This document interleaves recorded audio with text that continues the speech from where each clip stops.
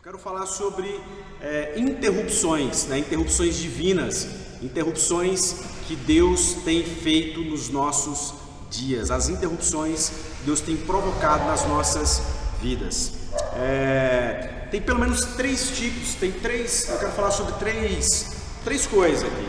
Talvez a primeira coisa seria a mudança programada, Então, as interrupções é algo que eu quero falar, mas mudanças programadas, mudanças repentinas, e a terceira seria a interrupção.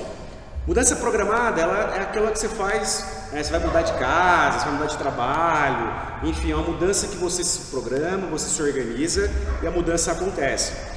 A mudança repentina é aquela que talvez acontece imediatamente na sua vida, mas ela vai te dar um prazo ainda, algo de repente que acontece, mas é um de repente que ainda vai levar uma semana, você recebe uma notícia de que algumas coisas vão mudar. É uma mudança de repente, mas não é uma mudança igual a terceira, que seria uma interrupção. A interrupção, ela vai interromper aquilo que está acontecendo, e aquilo que nós vivemos nos dias de hoje foi uma interrupção de Deus no mundo, no globo. Então Deus ele veio, ele interrompeu, ele parou aquilo que estava acontecendo. Mudanças elas podem ser boas ou podem ser ruins.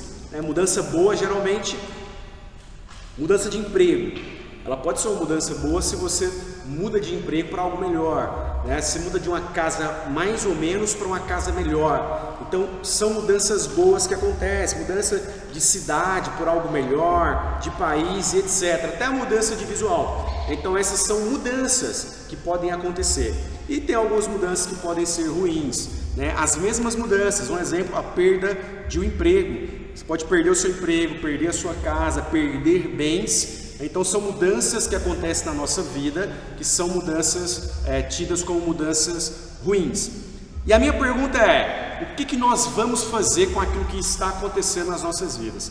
Nós, Igreja de Cristo, aqui do Negrão de Lima, e você que está assistindo aí na sua casa, o que nós, igreja, vamos fazer com as mudanças que estão acontecendo? Qual que é a resposta que nós vamos dar para essas mudanças que estão acontecendo? São mudanças boas ou ruins que estão acontecendo na sua vida de acordo com o seu ponto de vista? São boas ou ruins essas mudanças?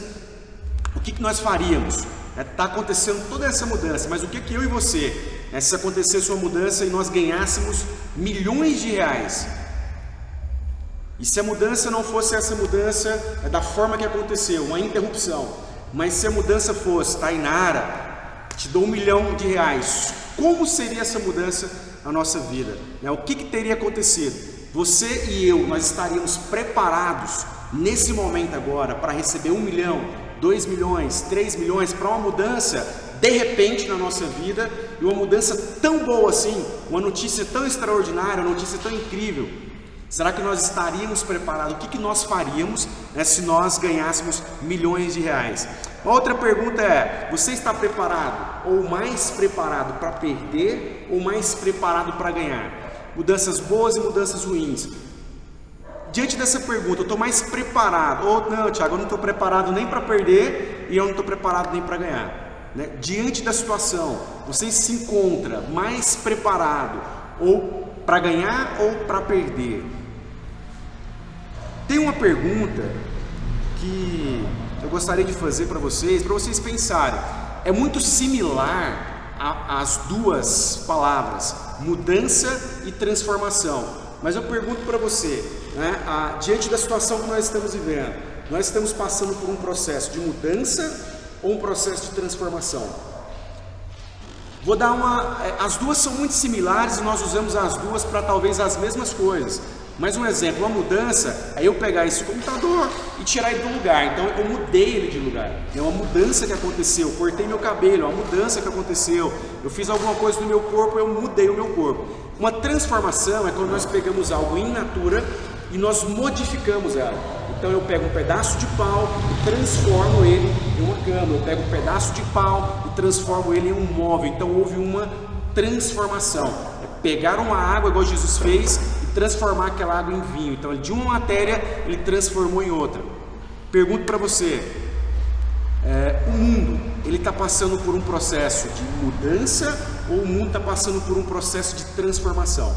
Não dá para falar desse assunto sem a gente falar da inovação disruptiva, né? A disrupção é a intervenção, é a quebra de um fluxo natural, normal, daquilo que está acontecendo.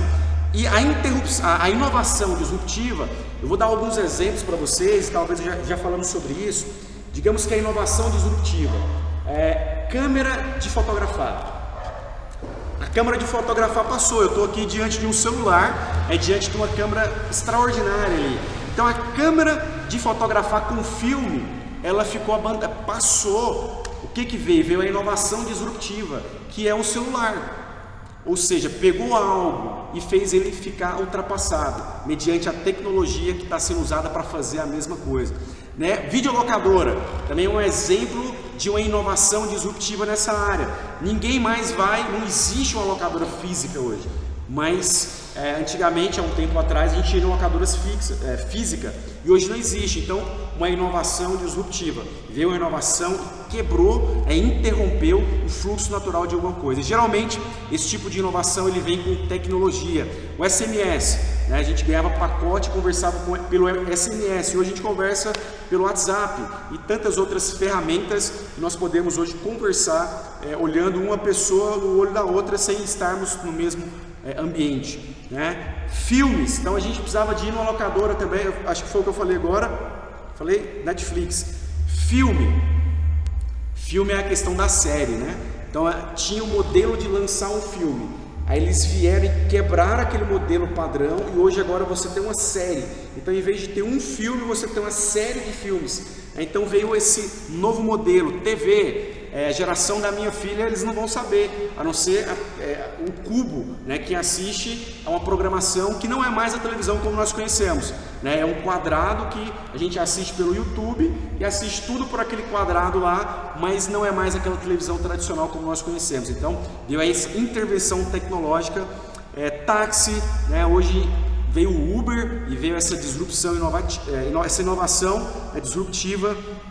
Tem um outro que está vindo que vai arrebentar, já está arrebentando, né, que é a Tesla, o modelo de negócio deles aí, incrível. Eles têm vários estudos, né, um deles agora é o carro elétrico, mas eles têm o carro voador e aí vai, são tantas as coisas que hoje a gente conhece um motoboy que vai entregar a nossa casa, daqui a pouco você pede pelo aplicativo e vai vir um drone, né, entregar na sua casa. Então são tecnologias que não é que vai lançar, não, já estão em testes, né? Carros que voam já estão em testes, esses táxis que voam. Então isso tudo são inovações disruptivas, coisas que vão vir, né, para quebrar o fluxo normal daquilo que nós estamos vivendo. Então não dá para começar essa ministração sem falar desse momento que nós estamos vivendo. E a minha pergunta continua sendo, eu quero lançar essas perguntas, que eu acho que é válido nós começarmos o sermão, começarmos uma mensagem perguntando algumas coisas. E hoje eu não vim trazer uma resposta talvez que você queria, eu não tenho 3 pontos para dar para ninguém hoje, mas eu tenho um ponto que, se você prestar bem atenção, nesse ponto que eu quero trazer para você, ele é o ponto que vai talvez fazer com que essa interrupção venha na sua vida e vai ser uma interrupção divina, digamos assim. O que aconteceu com o mundo, né? A mesma pergunta, podemos dizer que ele foi diante de tudo isso que nós falamos até agora. O mundo ele sofreu nesses 3 meses, 2 últimos meses agora, ele sofreu um processo de mudança ou ele sofreu um processo de transformação? Então essa é a pergunta e eu não vim trazer essa resposta, mas eu trouxe para vocês pensarem e eu quero trazer um ponto para vocês durante esse sermão. E queria orar nesse momento, eu queria que você curvasse sua cabeça aqui dentro, na sua casa, onde você estiver. Pai, muito obrigado por esse tempo e eu peço que o Senhor possa falar aos nossos corações nessa noite. Que o Senhor possa abrir a nossa mente, que o Senhor possa tirar, ó Pai, todo o peso de ouvir uma ministração, de ouvir uma palavra. Que o Senhor possa quebrar, ó Pai, todo o céu que esteja de bronze, que a graça do Senhor, que a mão do Senhor, que o poder, que o dunamis do Senhor esteja nessa ministração, esteja neste local, Pai, que esteja entrando em cada coração nessa noite, em nome de Jesus. Amém. Queridos, uma coisa que nós não vamos poder negar, ontem tem acontecido o estudo, deixa a pergunta para vocês se é transformação ou se é mudança, mas uma coisa que tem talvez tentado as pessoas e as notícias, ou muitas pessoas têm tentado roubar de nós, é a esperança. Com tanta notícia bagaceira, triste, desesperadora, o que as pessoas muitas vezes tentam roubar, e nas conversas que nós temos, é sempre uma tentativa de roubar de mim e de você a esperança. E talvez seja a única coisa que, diante de todos os acontecimentos, todos os fatos que está acontecendo no mundo, a única coisa que nós não podemos perder nesse momento é a nossa esperança. E eu vou falar por que a gente não pode perder a esperança. Hebreus 11:1, ele fala assim: ora, a fé é a certeza daquilo que esperamos e a prova das coisas que não vemos. A fé é a certeza daquilo que nós esperamos, aonde eu e você temos colocado nossa esperança. A fé, ela é a certeza daquilo que nós esperamos e a prova das coisas que não vemos. A minha pergunta é: onde eu e você, diante de todo esse cenário, nós temos colocado nossa esperança? Hebreus 11:3 diz assim: pela fé, olha só o tanto que isso é profundo, entendemos que o universo foi formado pela palavra de Deus, não pela Bíblia como nós a temos, mas pela palavra de Deus, de modo que o que se vê não foi feito do que é visível. Olha só o tanto que isso é forte. Pela fé nós entendemos que o universo foi formado pela palavra de Deus. Então, pela fé, eu e você, nós entendemos que isso aqui que nós estamos vendo foi formado pela palavra. Então é a esperança, aonde eu e você, nós temos depositado a nossa esperança, aonde eu e você temos colocado a esperança para esses dias. Hebreus 11:6 diz assim: sem fé, sem esperança, é impossível agradar a Deus, pois quem dele se aproxima precisa crer que ele existe e que recompensa aqueles que o buscam. Sem esperança é impossível, sem fé é impossível nós agradarmos a Deus. Então, aonde eu e você, nós temos colocado a nossa esperança, se a fé, se a esperança, ela agrada a Deus, o que eu e você, ou onde eu e você temos aplicado a nossa fé, a nossa esperança. Tiago 1:2-4 diz assim: meus irmãos, considerem motivo de grande alegria o fato de passarem por diversas provações, pois vocês sabem que a prova da sua fé produz a perseverança, e a perseverança deve ter ação completa, a fim de que vocês sejam maduros e íntegros, sem lhe faltar coisa alguma. E no complemento ele vai falar assim: olha, se faltar, pede dinheiro, não, pede sabedoria, porque eu dou para todos que me pedirem. Então, se estiver faltando alguma coisa para mim e para você, para esse tempo, peça sabedoria. Mas diante disso aqui, meus irmãos, considerem um motivo de grande alegria. Eu não sei, talvez nós que estamos aqui, talvez não mudou nada para vocês, mas a pergunta inicial é para provocar esse choque. Nós estamos falando sobre do nosso mundo, nós estamos falando do mundo que nós vivemos, e agora nós temos que olhar para a história. O Rodolfo é historiador, e talvez ele consiga entender aquilo que eu quero passar aqui. É porque eu tenho que ser o protagonista da minha história. Só que a minha história, ela está 100% debaixo da história de Jesus. A nossa história, ela se liga na história de Jesus. Então cada um tem a sua história e precisa assumir o protagonismo da sua história. Só que a nossa história, ela está debaixo da história de Jesus. Então nós não somos o cara da história, nós não somos o centro da história, apesar de nós termos a nossa história. Cada um tem a sua história, mas nós não somos o centro da história. Nós vivemos mediante a história de Jesus, nós levamos a história de Jesus, nós levamos a mensagem de Jesus, e fazendo isso nós vamos criando a nossa história. Mas a minha pergunta, ela volta: aonde eu e você, nós estamos aplicando a nossa fé? Se na palavra fala assim, olha, a provação, quando ele fala de provação, são as dificuldades, e talvez para esse contexto de Tiago, ele vai falar muito sobre o pecado. Essa provação talvez remete ao pecado. Eu não sei o que cada um vive, mas colocando no contexto que nós estamos vivendo, dificuldades, dificuldades para todas as áreas. Mantenham-se firmes nessas dificuldades, pois vocês sabem que a esperança de vocês, ela produz a perseverança.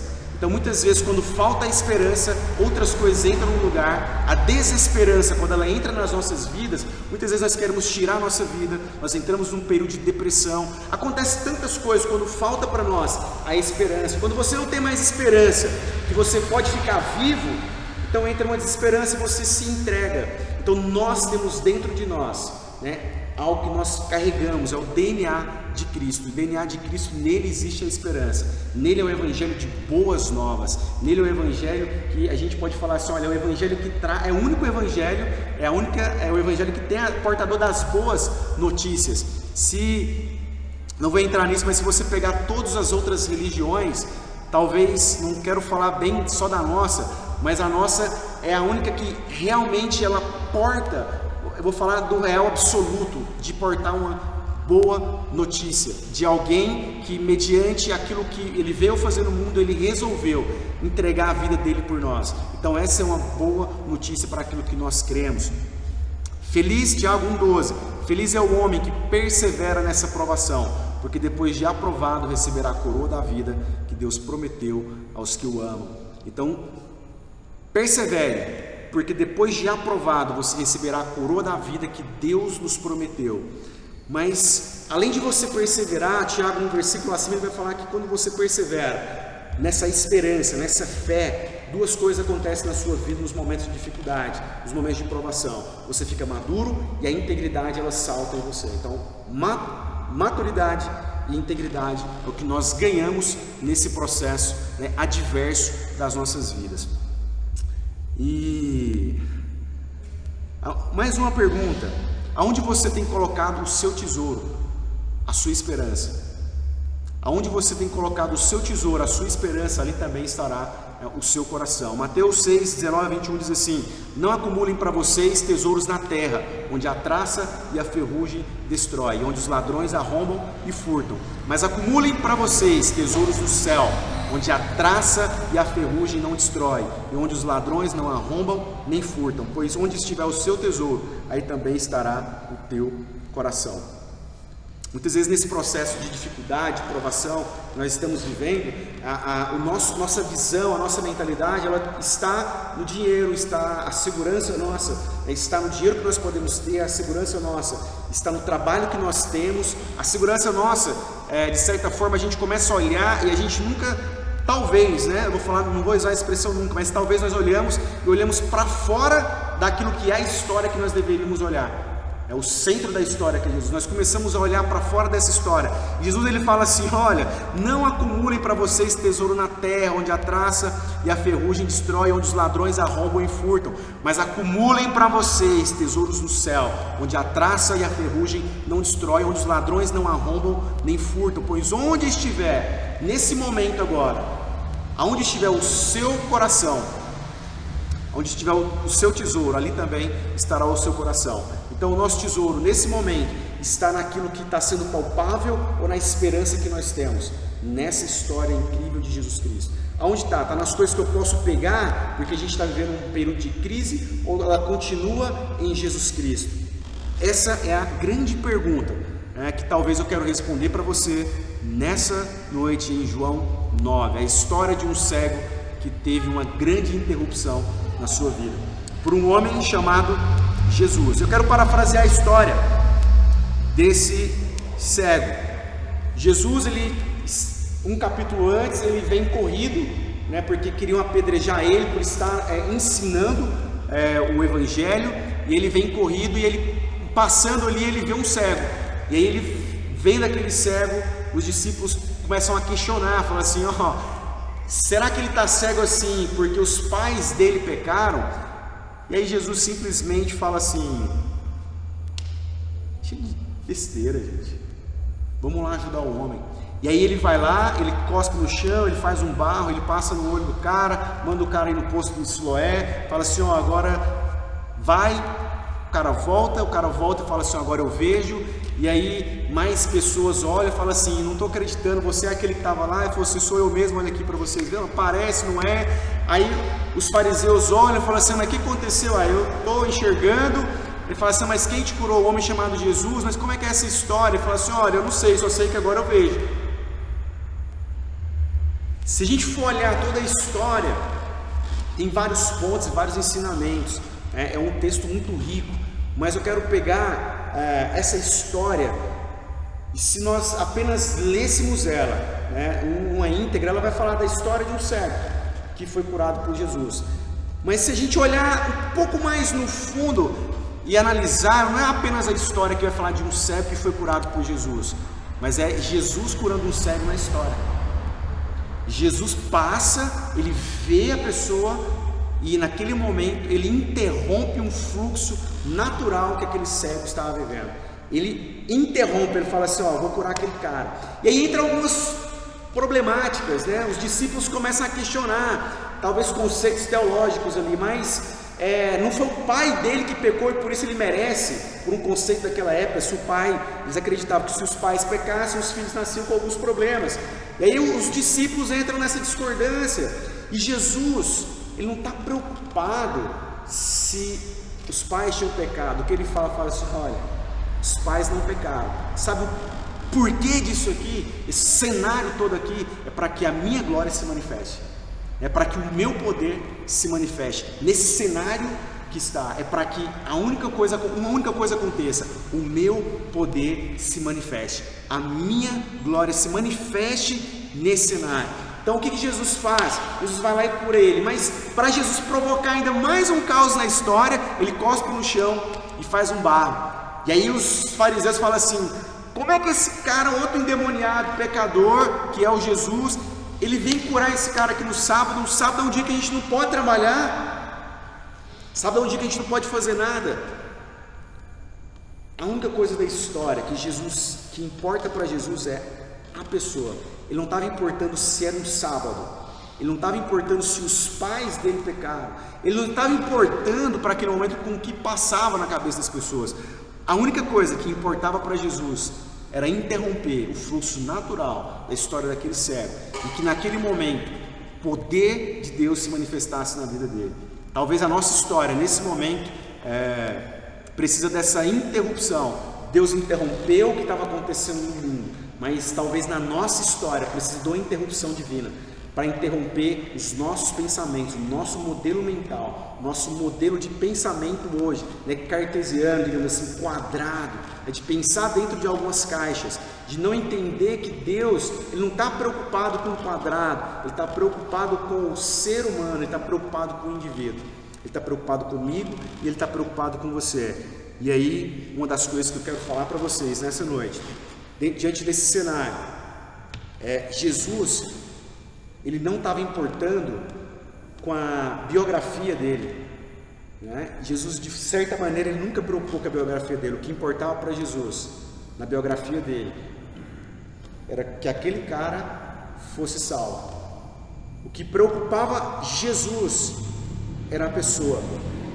Jesus foi o único Messias, ele é o único Salvador, ele é o único que veio para nos salvar. Para essa história, o que nós aprendemos é que eu entendo, que eu aprendo quando eu vejo para isso, independente da riqueza que tem, dos detalhes que tem nessa história, o que eu entendo nela é que Jesus, ele veio para interromper um fluxo que estava acontecendo naquele tempo, e quando ele interrompe naquele tempo, ele cria uma onda para esse tempo que nós vivemos. Quando Jesus, ele vem, ele interrompe uma história, e ele começa uma nova história. Quando Jesus interrompe um Velho Testamento, e ele escreve um Novo Testamento.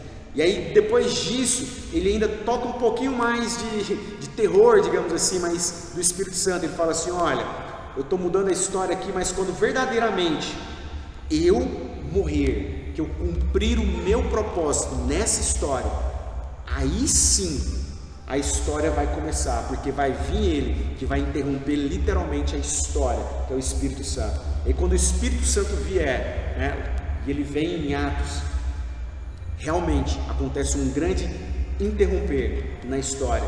E aí o Espírito Santo, ele entrando na história, ele muda totalmente a perspectiva, porque uma história que começa com Jesus encarnado, agora a história ela vai terminar com Jesus sendo morto e Jesus sendo ressurreto, só que agora em um corpo que não é mais corruptível. a minha história e a sua história, nós não precisamos então preocupar com a nossa biografia, nós não precisamos preocupar com salvarmos o mundo. O que nós precisamos preocupar é em apresentar esse Jesus para as pessoas, fazer com que as pessoas conheçam Jesus. E a pessoa conhecendo Jesus, o que ela precisa é entender quem Ele foi, crer nele, começar a ter essa mesma esperança. E aí ela precisa fazer algo. Se um morreu, logo todos morreram. Então quando eu encontro com Jesus, logo eu morro para esse mundo. E aí algo que Jesus fala assim, olha, não vai adiantar nada você ganhar o mundo todo e perder a sua alma. Então logo se um morreu, todos nós que conhecemos Ele morremos. Mas se também Ele ressuscitou, logo todos nós ressuscitamos. Então não vai adiantar nada nós escrevermos uma grande biografia, uma grande história, se nós, na nossa história, na nossa biografia, não tiver Jesus. Quando tem Jesus na nossa biografia, e aí nós não passamos mais a preocupar com a nossa história, porque nós temos um Pai. E Ele fala assim para mim e para você quando nós nascemos de novo: Filho amado, em quem muito tenho prazer. E a partir desse momento, aí sim, eu e você, nós temos uma interrupção, uma novidade de vida, uma novidade para nós vivermos essa história. Talvez algo que nós já sabemos, mas algo que nós não damos tanto valor, que é reconhecer aquilo que Jesus fez, a interrupção que Jesus teve na parte 1 e na parte 2, quando Ele fala que o Espírito Santo viria. E a parte 2, quando o Espírito Santo vem, agora Ele transfere aquilo que Ele estava fazendo, Ele fala assim, agora vocês vão fazer. Vocês é que vão fazer isso no meu nome. Então, um Messias já veio, não vai ter mais outro Messias. E não se preocupe, se o nome de seu nome, se no seu nome, na biografia do seu nome, tem um novo nascimento, tem um novo nome que foi acrescentado, que é Filho do Deus vivo, não se preocupe com a sua reputação. Não se preocupe com o que vai acontecer na sua vida, por você propagar o Evangelho de Deus. Não se preocupe mais com aquilo que vai acontecer na sua vida, porque Jesus, por interromper a história, o fluxo da história de um século, os fariseus daquela época contestaram Ele, brigaram com Ele, porque Ele interrompeu o fluxo, cartesiano, quadrado, a religiosidade daquele tempo. Então, para mim e para você, não nos preocuparmos com aquilo que pode acontecer quando nós conhecemos este Jesus, quando nós mudamos a nossa mentalidade, quando nós começamos a pensar de uma nova forma, quando Deus coloca algo novo dentro dos nossos corações, quando Deus coloca um propósito dentro dos nossos corações. Não se preocupe mais com a sua história, não se preocupe mais com a sua biografia, não se preocupe mais com aquilo que as pessoas vão pensar de você, não se preocupe mais, mas se preocupe com a esperança que Ele colocou dentro de você, se preocupe em propagar essa fé e essa esperança. E uma história que eu ouvi da Natália esses dias, que ela estava lendo num livro, e na hora que ela me falou, me doeu muito, porque a gente estava num assunto de criança e etc, e é uma outra lição que nós aprendemos se fosse tirar lições do texto, a obediência. Mas o que ela me contou? Ela me falou assim: amor, eu estava lendo um livro, uma história, a mãe estava dando um jantar, alimentando seu filho, e no que ela estava brincando com ele na cadeirinha, a criança caiu, bateu a cabeça. Não aconteceu nada, foi no médico, fez todo um procedimento, só que nessa ida dela para o médico, o que acontece? A médica faz o procedimento, mas avisa para a polícia, e nesse avisar a polícia depois de 2 dias ou 3 dias, a polícia vai na casa dela, toma a filha dela, e ela fica por 1 ano sem ver a filha dela. Então, imagina, 1 ano, a mãe afastada da filha, por algo que a mãe não fez, um acidente que aconteceu. Aí na hora que a Natália me contou isso, eu falei assim, eu matava a médica, Fala, como que eu vou lá para cuidar da minha filha, porque ela caiu, agora eu vou fazer um exame, eu vou matar essa médica, E aí 1 ano de briga na justiça e eles conseguem comprovar que a criança tinha sofrido um acidente, E a mãe pega a criança de volta E aí uma atitude da mãe que marca, é uma atitude que eu e você precisamos ter para a gente fechar essa história, para a gente levar essa esperança para as pessoas. A mãe, ela volta naquele hospital, em vez de chegar o dedo na cara dela, ou mesmo processar ela, a mãe falou assim, que tomada pelo Espírito Santo, que é aquele que vem e que interrompe a minha história e a sua história, ele faz uma brusca interrupção nela, ele toma conta das nossas vidas. Ela falou assim, olha, que naquele momento ela sofreu uma interrupção tão grande na vida dela pelo Espírito Santo, e ela foi tomada, né, de algo assim. Ela falou assim, olha, eu liberei perdão, eu aprendi tanto nesse 1 ano, e na hora que eu cheguei lá, que eu vi ela, eu pude liberar perdão como se não fosse eu, mas a pessoa do Espírito Santo. Ela falou que abraçou a médica, ela falou assim, que no ouvido dela falou assim, olha, eu quero te perdoar e quero dizer para você que todos nós erramos. E você hoje fez isso errado, mas eu te perdoo, né? Eu te perdoo. Então é uma grande lição, uma grande história, né? Que eu e você, nós precisamos levar para essas pessoas. Talvez o perdão, todos nós vamos errar, mas quando o Espírito Santo vem, ele interrompe a história, e só ele para fazer eu e você pensarmos dessa forma e liberarmos esse perdão. Ela falou que não foi partir dela, mas da pessoa do Espírito. Então essa é a mensagem que eu tenho nessa noite para trazer ao seu coração. Eu queria orar com vocês. Pai, muito obrigado por esse tempo, obrigado por esse momento. Nós queremos pedir que o Senhor possa abençoar a nossa casa, abençoar a nossa vida, abençoar, ó Pai, a nossa nação, abençoar o nosso mundo, o nosso globo.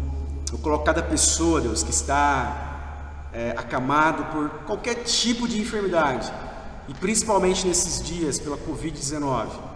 Nós cremos num Deus da interrupção, nós cremos num Deus que pode todas as coisas, nós cremos num Deus que depois que veio, morreu por nós e deixou para que nós pudéssemos fazer a interrupção no mundo através da pessoa do Espírito Santo. É o ide do Senhor para esse momento. Assim como o Senhor disse para aquele cego, vá até aquele poço de Siloé, nós também fomos enviados para esses dias, para esse momento. Nós somos enviados, ó Pai, cheios do Espírito Santo. Nós entendemos que para esse momento, nós não temos que preocupar com a nossa biografia, porque nós não estamos construindo a nossa história, nós estamos construindo a história do Senhor aqui na terra. Nós entendemos, ó Pai, que não existe um Salvador, mas que o Salvador já veio, que nós temos o nome do Senhor. Eu quero encorajar, ó Pai, a cada um que está ouvindo essa oração, que ouviu essa mensagem.